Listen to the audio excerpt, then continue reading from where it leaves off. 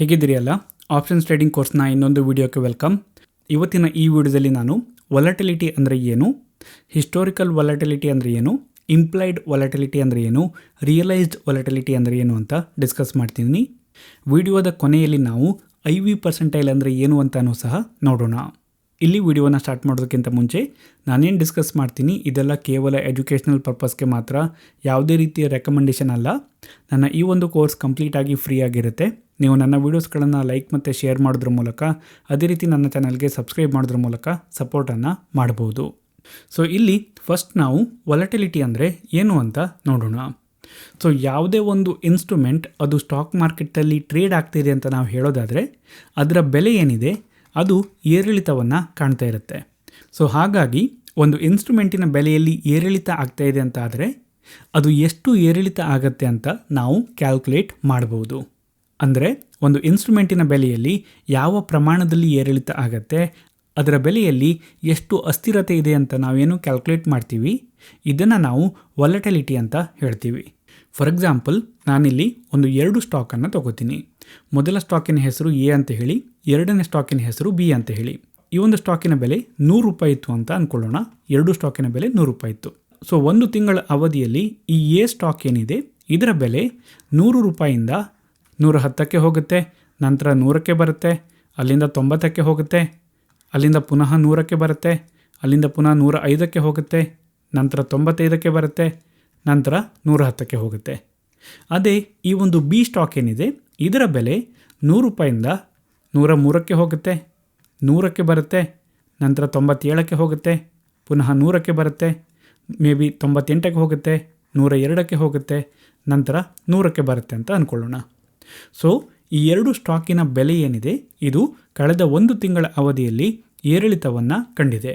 So ಇದು ಎಷ್ಟು ಏರಿಳಿತವನ್ನು ಕಂಡಿದೆ ಅನ್ನೋದನ್ನು ನಾವಿಲ್ಲಿ ಕ್ಯಾಲ್ಕುಲೇಟ್ ಮಾಡ್ಬೋದು.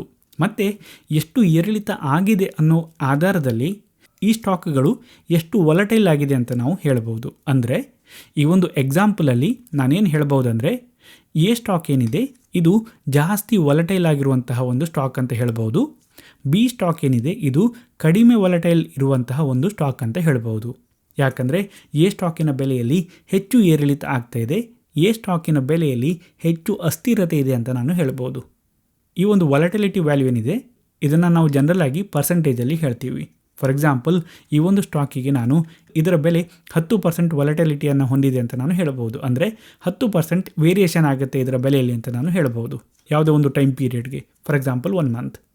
ಫಾರ್ ಎಕ್ಸಾಂಪಲ್, ಈ ಒಂದು ಸ್ಟಾಕ್ B ಏನಿದೆ ಇದರ ವೊಲಟಿಲಿಟಿ 3% ಅಂತ ಹೇಳ್ಬೋದು. ಯಾಕಂದರೆ ಒಂದು 3% ಇದರಲ್ಲಿ ಮೂವ್ ಆಗ್ತಾಯಿದೆ ಅಂತ ಹೇಳಿ ಒನ್ ಮಂತಲ್ಲಿ ಅಥವಾ ಯಾವುದೇ ಒಂದು ಟೈಮ್ ಪೀರಿಯಡಲ್ಲಿ. ಸೊ ವೊಲಟಿಲಿಟಿ ನಮಗೆ ಒಂದು ಇನ್ಸ್ಟ್ರೂಮೆಂಟಿನ ಬೆಲೆಯಲ್ಲಿ ಎಷ್ಟು ಏರಿಳಿತ ಆಗುತ್ತೆ ಅಂತ ಹೇಳುತ್ತೆ.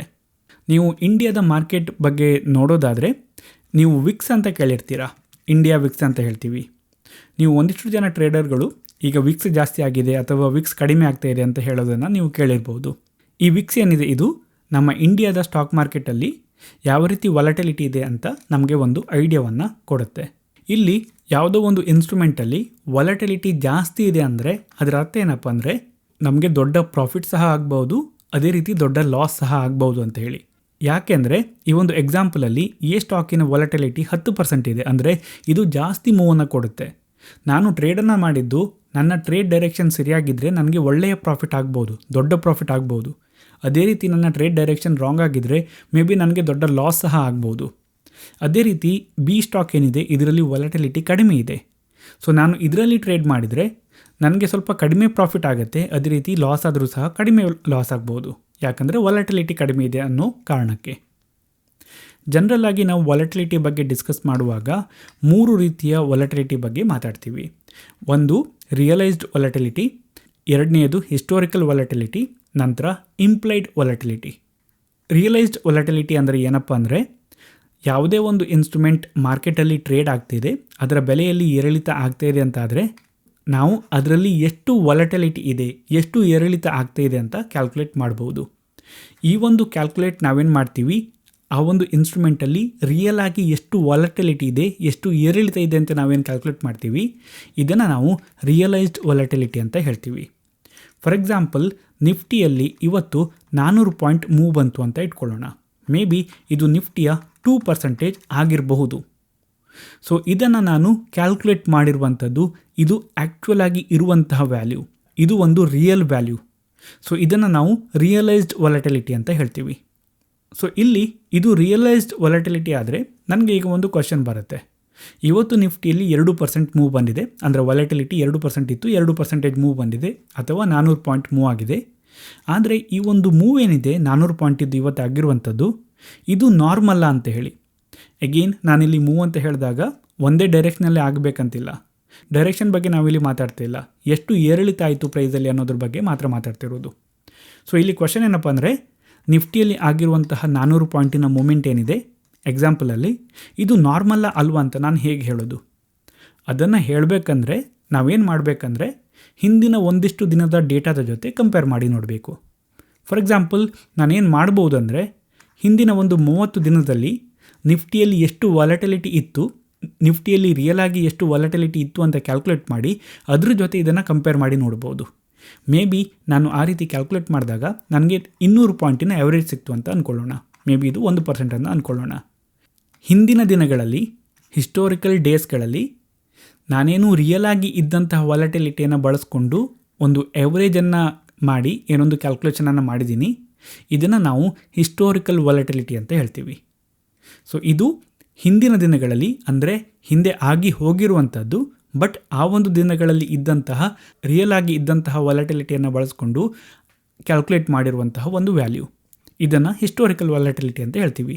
ಸಪೋಸ್ ಈ ಒಂದು ಎಕ್ಸಾಂಪಲಲ್ಲಿ ಅದು 200 ಪಾಯಿಂಟ್ ಅಂತ ಆದರೆ, 1% ಅಂತ ಆದರೆ, ಇವತ್ತು 400 ಪಾಯಿಂಟ್ ಮೂವ್ ಬಂದಿದೆ ಅಂತ ನನಗೆ ಗೊತ್ತಾದರೆ ಅದರ ಅರ್ಥ ಏನಪ್ಪ ಅಂದರೆ, ಇವತ್ತು ಬಂದಿರುವಂಥದ್ದು ನಾರ್ಮಲ್ ಮೂವ್ ಅಲ್ಲ ಅಂತ ನಾನು ಹೇಳ್ಬೋದು. ಮೇ ಬಿ ಇದು ಜಸ್ಟ್ 1.1% ಆಗಿದ್ದರೆ ಅಥವಾ 1.2% ಆಗಿದ್ದರೆ ನಾರ್ಮಲ್ ಇರ್ಬೋದು ಅಂತ ಹೇಳ್ಬೋದಿತ್ತು. ಬಟ್ ಇವತ್ತು ಆಗಿರುವಂತಹ ಈ ಮೂವ್ ಏನಿದೆ ಇದು ನಾರ್ಮಲ್ ಮೂವ್ ಅಲ್ಲ ಅಂತ ನಾನು ಹೇಳ್ಬೋದು. ಯಾಕಂದರೆ ನನ್ನ ಬಳಿ ಹಿಸ್ಟೋರಿಕಲಿ ಒಂದಿಷ್ಟು ದಿನಗಳಲ್ಲಿ ಹಿಂದೆ ಎಷ್ಟು ಎವರೇಜ್ ಮೂವ್ ಬಂದಿತ್ತು ಅನ್ನುವ ಒಂದು ವ್ಯಾಲ್ಯೂ ಇದೆ. ಇದನ್ನು ನಾವು ಹಿಸ್ಟೋರಿಕಲ್ ವಾಲಟಿಲಿಟಿ ಅಂತ ಹೇಳ್ತೀವಿ. ಈಗ ನಮಗೆ ರಿಯಲೈಸ್ಡ್ ವಾಲಟಿಲಿಟಿ ಅಂದರೆ ಏನು ಅಂತ ಗೊತ್ತಾಯಿತು, ಹಿಸ್ಟೋರಿಕಲ್ ವಾಲಟಿಲಿಟಿ ಅಂದರೆ ಏನು ಅಂತ ಗೊತ್ತಾಯಿತು. ಸೊ ನೆಕ್ಸ್ಟ್ ಇರುವಂಥದ್ದು ಬಹಳ ಇಂಪಾರ್ಟೆಂಟ್ ಕಾನ್ಸೆಪ್ಟ್ ಯಾವುದಂತ ಕೇಳಿದರೆ ಇಂಪ್ಲೈಡ್ ವಾಲಟಿಲಿಟಿ ಅಂತ ಹೇಳಿ. ಸೊ ಇಂಪ್ಲೈಡ್ ವಾಲಟಿಲಿಟಿ ಅಂದರೆ ಫ್ಯೂಚರಲ್ಲಿ ಮಾರ್ಕೆಟ್ ಎಷ್ಟು ಫ್ಲಕ್ಚುಯೇಟ್ ಆಗಬಹುದು ಅನ್ನುವ ಒಂದು ಕ್ಯಾಲ್ಕುಲೇಷನ್, ಅಥವಾ ಫ್ಯೂಚರಲ್ಲಿ ಮಾರ್ಕೆಟಲ್ಲಿ ಎಷ್ಟು ವಾಲಟಿಲಿಟಿ ಇರಬಹುದು ಅನ್ನುವಂತಹ ಒಂದು ಕ್ಯಾಲ್ಕುಲೇಷನ್.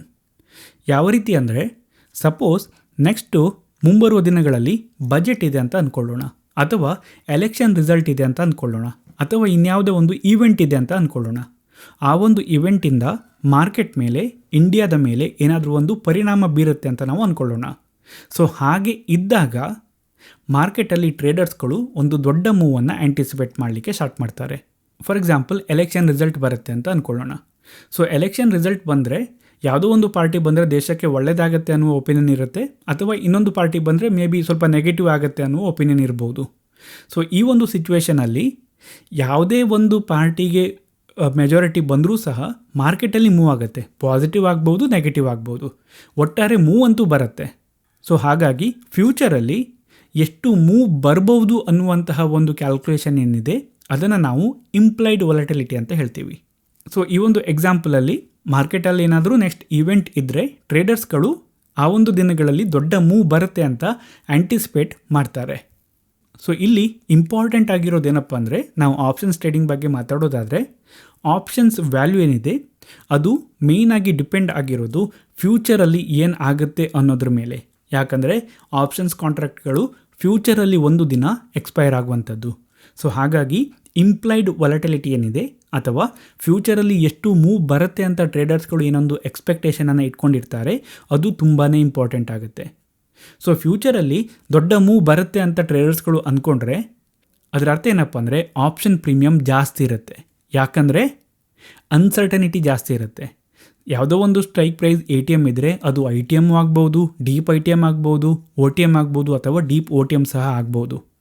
ಸೊ ಅನ್ಸರ್ಟನಿಟಿ ಜಾಸ್ತಿ ಇದ್ದ ಹಾಗೆ ಆಪ್ಷನ್ಸ್ ಕಾಂಟ್ರಾಕ್ಟ್ಗಳಲ್ಲಿ ಟೈಮ್ ವ್ಯಾಲ್ಯೂ ಜಾಸ್ತಿ ಆಗ್ತಾ ಹೋಗುತ್ತೆ, ಒಟ್ಟಾರೆ ಪ್ರೀಮಿಯಮ್ ಜಾಸ್ತಿ ಆಗ್ತಾ ಹೋಗುತ್ತೆ. ಇದ್ರ ಬಗ್ಗೆ ನಾವು ಹಿಂದಿನ ವಿಡಿಯೋಗಳಲ್ಲಿ ಡಿಸ್ಕಸ್ ಮಾಡಿದ್ದೀವಿ. ಸೊ ಇಂಪ್ಲೈಡ್ ವಾಲಟಿಲಿಟಿ ಏನಿದೆ ಅದು ಆಪ್ಷನ್ಸ್ ಕಾಂಟ್ರಾಕ್ಟಿನ ಪ್ರೈಸಿನ ಮೇಲೆ ತುಂಬಾ ಎಫೆಕ್ಟನ್ನು ಬೀರುತ್ತೆ. ಸೊ ಇಲ್ಲಿ ನಾವು ಹಿಸ್ಟೋರಿಕಲ್, ರಿಯಲೈಸ್ಡ್ ಮತ್ತು ಇಂಪ್ಲೈಡ್ ವಾಲಟಿಲಿಟಿಯ ಬಗ್ಗೆ ನೋಡಿದ್ದೀವಿ. ರಿಯಲೈಸ್ಡ್ ವಾಲಟಿಲಿಟಿ ಅಂದರೆ ಮಾರ್ಕೆಟಲ್ಲಿ ರಿಯಲ್ ಆಗಿ ರೈಟ್ ನಾವು ಏನೊಂದು ವಾಲಟಿಲಿಟಿ ಇದೆ ಅದು, ಅಥವಾ ಯಾವುದೇ ಒಂದು ಇನ್ಸ್ಟ್ರೂಮೆಂಟಲ್ಲಿ ರೈಟ್ ನಾವು ಎಷ್ಟು ವಾಲಟಿಲಿಟಿ ರಿಯಲ್ ಆಗಿ ಇದೆಯೋ ಅದು ನಾವು ಮೆಜರ್ ಮಾಡಿರುವಂಥದ್ದು. ಹಿಸ್ಟೋರಿಕಲ್ ವಾಲಟಿಲಿಟಿ ಅಂದರೆ ಹಿಂದಿನ ಒಂದಿಷ್ಟು ದಿನಗಳ ರಿಯಲೈಸ್ಡ್ ವಾಲಟಿಲಿಟಿಯನ್ನು ತಗೊಂಡು ಕ್ಯಾಲ್ಕುಲೇಟ್ ಮಾಡಿರುವಂತಹ ಒಂದು ವ್ಯಾಲ್ಯೂ ಅಂತ ಹೇಳ್ಬೋದು. ಇಂಪ್ಲೈಡ್ ವಾಲಟಿಲಿಟಿ ಅಂದರೆ ಫ್ಯೂಚರಲ್ಲಿ ಎಷ್ಟು ವಾಲಟಿಲಿಟಿ ಇರಬಹುದು ಅನ್ನುವ ಒಂದು ಎಕ್ಸ್ಪೆಕ್ಟೇಷನ್ ಅಂತ ಹೇಳ್ಬೋದು. ಇಲ್ಲಿ ಇಂಪ್ಲೈಡ್ ವಾಲಟಿಲಿಟಿ ಜಾಸ್ತಿ ಇದೆ ಅನ್ನೋ ಕಾರಣಕ್ಕೆ ಅಷ್ಟೇ ರಿಯಲೈಸ್ ಆಗಬೇಕಂತಿಲ್ಲ. ಸಪೋಸ್ ನಾಳೆ ಬಜೆಟ್ ಇದೆ ಅಂತ ಅಂದ್ಕೊಳ್ಳೋಣ. ಇಲ್ಲಿ ಟ್ರೇಡರ್ಸ್ಗಳು ನಾಳೆ 1,000 ಪಾಯಿಂಟ್ ಮಾರ್ಕೆಟಲ್ಲಿ ಮೂವ್ ಆಗುತ್ತೆ ಅಂತ ಎಕ್ಸ್ಪೆಕ್ಟ್ ಮಾಡ್ತಾ ಇದ್ದಾರೆ ಅಂತ ಅಂದ್ಕೊಳ್ಳೋಣ ನಿಫ್ಟಿಯಲ್ಲಿ. ಸೊ ಇಂಪ್ಲೈಡ್ ವಾಲಟಿಲಿಟಿ ಇಲ್ಲಿ ಜಾಸ್ತಿ ಇದೆ. ಆದರೆ ನಾಳೆ ಆದಾಗ ನಾವೇನು ನಾಳೆ ಎಷ್ಟು ವಾಲಟಿಲಿಟಿ ಇತ್ತು ಅಂತ ಕ್ಯಾಲ್ಕುಲೇಟ್ ಮಾಡ್ತೀವಿ, ರಿಯಲೈಸ್ಡ್ ವಾಲಟಿಲಿಟಿಯನ್ನು ಕ್ಯಾಲ್ಕುಲೇಟ್ ಮಾಡ್ತೀವಿ, ಅದು 1,000 ಪಾಯಿಂಟ್ ಆಗಿರಬೇಕಂತಿಲ್ಲ. ಇದಕ್ಕಿಂತ ಜಾಸ್ತಿನೂ ಆಗಿರ್ಬೋದು, ಕಡಿಮೆನೂ ಆಗಿರ್ಬೋದು. ಈ ಒಂದು ಇಂಪ್ಲೈಡ್ ವಾಲಟಿಲಿಟಿ ಏನಿದೆ ಇದು ಒಂದು ಎಕ್ಸ್ಪೆಕ್ಟೇಷನ್ ಅಷ್ಟೇ, ಅದು ರಿಯಲೈಸ್ ಆಗಬೇಕಂತಿಲ್ಲ. ಅದಕ್ಕಿಂತ ಜಾಸ್ತಿನೂ ಆಗ್ಬೋದು, ಕಡಿಮೆನೂ ಆಗ್ಬೋದು. ನೀವೇನಾದರೂ ಕ್ರಿಕೆಟನ್ನು ನೋಡೋದಾದರೆ ಕ್ರಿಕೆಟ್ ಪ್ಲೇಯರ್ಸ್ಗೆ ಅವರ ಬ್ಯಾಟಿಂಗ್ ಆ್ಯಾವ್ರೇಜ್ ಇರುತ್ತೆ, ಬೌಲಿಂಗ್ ಆ್ಯಾವ್ರೇಜ್ ಇರುತ್ತೆ, ಸ್ಟ್ರೈಕ್ ರೇಟ್ ಎಲ್ಲ ಇರುತ್ತೆ. ಅದು ಅವರ ಹಿಸ್ಟೋರಿಕಲ್ ಒಂದಿಷ್ಟು ಪರ್ಫಾರ್ಮೆನ್ಸಿನ ಆಧಾರದ ಮೇಲೆ ಕ್ಯಾಲ್ಕುಲೇಟ್ ಮಾಡಿರುವಂತಹ ನಂಬರ್ಸ್. ಬಟ್ ನಾವು ಫ್ಯಾನ್ಸ್ಗಳು ಒಂದಿಷ್ಟು ಬ್ಯಾಟರ್ಸ್ ಮೇಲೆ ಒಂದು ಹೋಪನ್ನು ಇಟ್ಕೊಂಡಿರ್ತೀವಿ. ಫಾರ್ ಎಕ್ಸಾಂಪಲ್, ಸಣ್ಣ ಗ್ರೌಂಡ್ ಇದೆ, ಈ ಪ್ಲೇಯರ್ ತುಂಬಾ ರಿಸ್ಕ್ ತಗೊಂಡು ಬ್ಯಾಟಿಂಗನ್ನು ಮಾಡ್ತಾರೆ, ಸಿಕ್ಸನ್ನು ಜಾಸ್ತಿ ಹೊಡಿತಾರೆ, ಸೊ ಸಣ್ಣ ಗ್ರೌಂಡ್ ಇರೋ ಕಾರಣಕ್ಕೆ ಇವರು ಒಳ್ಳೆಯ ಸ್ಕೋರ್ ಮಾಡ್ಬೋದು ಅಂತ ನಾವು ಅಂದ್ಕೊಂಡಿರ್ತೀವಿ. ಇದು ಇಂಪ್ಲೈಡ್ ವಾಲಟಿಲಿಟಿ. ಆದರೆ ಆ ಪ್ಲೇಯರ್ ಆ ದಿನ ಏನೂ ಸಹ ಮಾಡ್ಬೋದು. ನಾವು ಎಕ್ಸ್ಪೆಕ್ಟ್ ಮಾಡಿದ ಹಾಗೆ ಒಳ್ಳೆಯ ಪರ್ಫಾರ್ಮೆನ್ಸನ್ನು ಕೊಡ್ಬೋದು, ಅಥವಾ ಫಸ್ಟ್ ಬಾಲಿಗೆ 0ದಲ್ಲಿ ಔಟ್ ಸಹ ಆಗ್ಬೋದು. ಅದು ರಿಯಲೈಸ್ಡ್ ವಾಲಟಿಲಿಟಿ, ರಿಯಲ್ ಆಗಿ ಆಗುವಂಥದ್ದು. ಸೊ ಇಲ್ಲಿ ನೆಕ್ಸ್ಟ್ ನಾನು ಡಿಸ್ಕಸ್ ಮಾಡಲಿಕ್ಕೆ ಹೊರಟಿರೋದು IV ಪರ್ಸೆಂಟೈಲ್ ಬಗ್ಗೆ, ಅಂದರೆ ಇಂಪ್ಲೈಡ್ ವಾಲಟಿಲಿಟಿ ಪರ್ಸೆಂಟೈಲ್ ಅಂತ ಹೇಳಿ. ಸೊ ಇಲ್ಲಿ ಒಂದು ಇನ್ಸ್ಟ್ರೂಮೆಂಟ್ಗೆ IV ಏನಿದೆ ಇದು 18% ಇದೆ ಅಂತ ನಾವು ಅಂದ್ಕೊಳ್ಳೋಣ. ಸೊ ಇಲ್ಲಿ ಕ್ವಶನ್ ಇರೋದೇನಪ್ಪ ಅಂದರೆ, ಈ ಒಂದು 18% IV ಏನಿದೆ ಇದು ಜಾಸ್ತಿನಾ ಅಥವಾ ಕಡಿಮೆನಾ ಅಂತ ನಮಗೆ ಗೊತ್ತಿಲ್ಲ. ಅದನ್ನು ನಾವು ಹೇಗೆ ಹೇಳೋದು? ಅದಕ್ಕೋಸ್ಕರ ನಾವು IV ಪರ್ಸೆಂಟೈಲನ್ನು ಯೂಸ್ ಮಾಡ್ತೀವಿ. IV ಪರ್ಸೆಂಟೈಲ್ ನಮಗೆ ಇಂದಿನ IV ಏನಿದೆ ಇದಕ್ಕಿಂತ ಕಳೆದ 1 ವರ್ಷದ ಅವಧಿಯಲ್ಲಿ ಎಷ್ಟು ಶೇಕಡ ದಿನಗಳಲ್ಲಿ ಇದಕ್ಕಿಂತ ಕಡಿಮೆ IV ಇತ್ತು ಅನ್ನೋದನ್ನು ತೋರಿಸುತ್ತೆ. ಅಂದರೆ ಸಪೋಸ್ ಮಾರ್ಕೆಟಲ್ಲಿ ಒಂದು ವರ್ಷದಲ್ಲಿ 252 ದಿನ ಇದೆ ಅಂತ ನಾವು ಅಂದ್ಕೊಳ್ಳೋಣ. ನಮಗೆ ಈ IV ಪರ್ಸೆಂಟೈಲ್ ಏನು ಹೇಳುತ್ತಂದರೆ, ಈ 252 ದಿನಗಳಲ್ಲಿ ಎಷ್ಟು ಪರ್ಸೆಂಟೇಜ್ ದಿನಗಳಲ್ಲಿ ಮಾರ್ಕೆಟಲ್ಲಿ IV ಇವತ್ತಿನ ವ್ಯಾಲ್ಯೂ ಏನಿದೆ ಇದಕ್ಕಿಂತ ಕಡಿಮೆ ಇತ್ತು ಅಂತ ಹೇಳುತ್ತೆ. ಫಾರ್ ಎಕ್ಸಾಂಪಲ್, ನಾನು 252 ದಿನದ IV ವ್ಯಾಲ್ಯೂನ ತಗೊಳ್ತೀನಿ. ಪ್ರತಿದಿನ IV ಎಷ್ಟಿತ್ತು ಅಂತ ಹೇಳಿ. ಇವತ್ತಿನ IV ಎಷ್ಟಿತ್ತು ಅಂತ ಕೇಳಿದರೆ 18% ಇದೆ. ಸೊ ನಾನೇನು ಮಾಡಬೇಕಂದ್ರೆ, ಎಷ್ಟು ದಿನ IV ಇವತ್ತಿನ ವ್ಯಾಲ್ಯೂ ಏನಿದೆ 18% ಇದಕ್ಕಿಂತ ಕಡಿಮೆ ಇತ್ತು ಅಂತ ಕ್ಯಾಲ್ಕುಲೇಟ್ ಮಾಡಬೇಕು. ಮೇ ಬಿ ನನಗೆ ಒಂದು 200 ದಿನ ಬಂತು ಅಂತ ಅಂದ್ಕೊಳ್ಳೋಣ. ಸೊ ಈಗ ನಾನು ಒಂದು ಪರ್ಸೆಂಟೇಜ್ ವ್ಯಾಲ್ಯೂವನ್ನು ಇಲ್ಲಿ ಕ್ಯಾಲ್ಕುಲೇಟ್ ಮಾಡಬೇಕಾಗತ್ತೆ. ಸೊ ಇಲ್ಲಿ 79% ಅಂತ ಬರುತ್ತೆ. ಸೊ ಇದನ್ನು ನಾವು IV ಪರ್ಸೆಂಟೈಲ್ ಅಂತ ಹೇಳ್ತೀವಿ. ಈ IV ಪರ್ಸೆಂಟೈಲ್ ಇಲ್ಲಿ 79% ಬಂದಿದೆ ಅಂದರೆ ಅದರ ಅರ್ಥ ಏನಪ್ಪ ಅಂದರೆ, ಇವತ್ತೇನು IV ಬಂದಿದೆ ಇದು ಕಳೆದ 1 ವರ್ಷದ 79% ದಿನಗಳಲ್ಲಿ ಏನೊಂದು IV ಇತ್ತು ಅದಕ್ಕಿಂತ ಜಾಸ್ತಿ ಇದೆ ಅಂತ ಹೇಳಿ. ಅಥವಾ ಇವತ್ತೇನು IV ಇದೆ ಇದು ಕಳೆದ 1 ವರ್ಷದಲ್ಲಿ 21% ದಿನಗಳಲ್ಲಿ ಏನೊಂದು IV ಇತ್ತು ಅದಕ್ಕಿಂತ ಕಡಿಮೆ ಇದೆ ಅಂತ ಹೇಳಿ. ಸೊ ಈ ಮೂಲಕ ನಮಗೆ ಇವತ್ತೇನೊಂದು IV ಇದೆ ಇದು ಜಾಸ್ತಿನಾ ಅಥವಾ ಕಡಿಮೆನಾ ಅನ್ನುವ ಒಂದು ಐಡಿಯಾ ಸಿಗುತ್ತೆ. ಸಪೋಸ್ ಇಲ್ಲಿ ನನಗೆ 79% ಬಂದಿದೆ ಅಂದರೆ ಕಳೆದ 1 ವರ್ಷದಲ್ಲಿ ಏನೊಂದು ಪ್ರತಿದಿನ ಏನೊಂದು IV ಇತ್ತು ಅವುಗಳಲ್ಲಿ 79% ದಿನ ಇವತ್ತಿನಕ್ಕಿಂತ ಕಡಿಮೆ ಇತ್ತು. ಇವತ್ತಿರುವಂಥದ್ದು ಆ 1 ವರ್ಷದಲ್ಲಿ 79% ದಿನಗಳಲ್ಲಿ ಏನೊಂದು IV ಇತ್ತು ಅದಕ್ಕಿಂತ ಜಾಸ್ತಿ ಇತ್ತು ಅಂತ ಹೇಳಿ. ಸೊ ಇಲ್ಲಿ ನಾವು ಜಸ್ಟು ಕೊನೆಯಲ್ಲಿ ರಿಯಲ್ ಮಾರ್ಕೆಟನ್ನು ನೋಡೋಣ. ಸೊ ನಾವಿಲ್ಲಿ ನೋಡಬಹುದು ಪ್ರತಿಯೊಂದು ಆಪ್ಷನ್ ಕಾಂಟ್ರಾಕ್ಟ್ಗೂ ಸಹ ಅಥವಾ ಪ್ರತಿಯೊಂದು ಇನ್ಸ್ಟ್ರೂಮೆಂಟ್ ಏನು ಮಾರ್ಕೆಟಲ್ಲಿ ಟ್ರೇಡ್ ಆಗುತ್ತೆ ಅದಕ್ಕೆ ನಾವು IV ವ್ಯಾಲ್ಯೂವನ್ನು ನೋಡ್ಬೋದು, ಇಂಪ್ಲೈಡ್ ವಾಲಟಿಲಿಟಿ.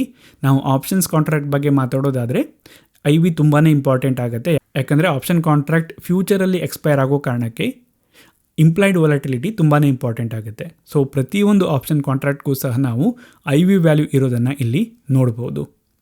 ಅದೇ ರೀತಿ ನಾವಿಲ್ಲಿ ಐ ವಿ ಪರ್ಸೆಂಟೈಲ್ ಅನ್ನು ಸಹ ನೋಡ್ಬೋದು. ಸಪೋಸ್ ನಾನಿಲ್ಲಿ ಮಾರ್ಕೆಟ್ ಬಗ್ಗೆ ಮಾತಾಡೋದಾದರೆ ATM ಐ ವಿ 11.40 ಇದೆ, ಐ ವಿ ಪರ್ಸೆಂಟೈಲ್ 56% ಬಂದಿದೆ. ಇದು ಹೈ ಅಂತ ಹೇಳ್ತಿದೆ.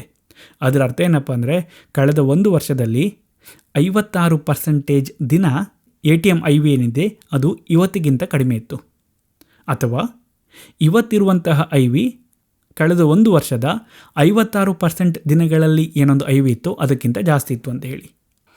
ಸೊ ಇದಿಷ್ಟು ಈ ಒಂದು ವಿಡಿಯೋದಲ್ಲಿ. ವಿಡಿಯೋ ಇಷ್ಟ ಆದರೆ ಲೈಕ್ ಮಾಡಿ, ಇಲ್ಲಾಂದರೆ ಡಿಸ್ಲೈಕ್ ಮಾಡಿ. ಏನಾದರೂ ಹೇಳಬೇಕಂತಿದ್ರೆ ಅದನ್ನು ಕಮೆಂಟ್ ಮಾಡಿ. ನಿಮಗೇನಾದರೂ ಡೌಟ್ ಬಂದಿದ್ದರೆ ಅದನ್ನು ಕಮೆಂಟ್ ಮಾಡಿ. ಬೇರೆಯವರ ಡೌಟಿಗೆ ನಿಮಗೆ ಆನ್ಸರ್ ಗೊತ್ತಿದ್ದರೆ ರಿಪ್ಲೈ ಮಾಡಿ. ಇದೇ ರೀತಿ ಬೇರೆ ವಿಡಿಯೋಸ್ಗಳನ್ನ ನೋಡೋದಕ್ಕೆ ನನ್ನ ಚಾನಲ್ಗೆ ಸಬ್ಸ್ಕ್ರೈಬ್ ಮಾಡಿ. Thank you.